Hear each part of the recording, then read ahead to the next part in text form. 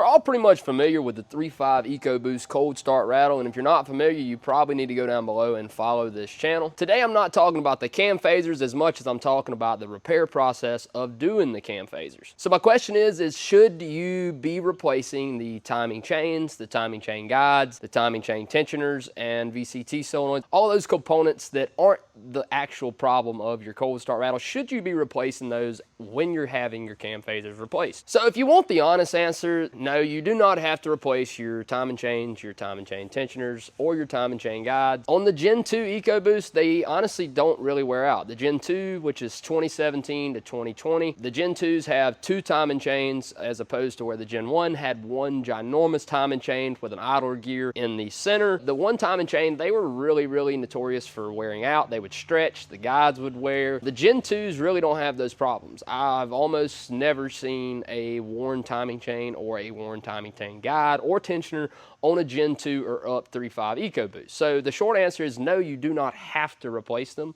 I typically don't quote them just because I like to keep the pricing low for people, because really and truthfully long term you probably don't need to replace them. There's nothing wrong with the ones that's on it. Is it a good idea to replace them? Probably. It's probably not the worst idea, especially if your engine has upwards of 150. I've seen some of them even close to 200,000 miles. You know, if you have that many miles on them, it's probably not the worst idea to replace them, but you don't have to fix the cold start rattle with this engine. Now if you're hard-headed and you don't want to listen to me, for instance, this truck behind us here is getting guides, tensioners, and chains while we're in there. I just wanted to cover all of his bases, which I really can't blame him for. If you're doing this though, don't go buy those parts individually from Ford. This is the kit that we've been using. This is a Melling kit. They look real similar. If you notice the top of that scuff, that's because Melling just didn't want the Ford Moco, the faux Moco on them. Same thing on our guides. Get rid of the faux Moco. Got rid of the branding. This is the exact same parts you would get if you went to the Ford dealership and bought these. This kit's cheaper. It's a one-click item. I like one-click kits where you don't have to go buy 7, 8 different parts when you can just get one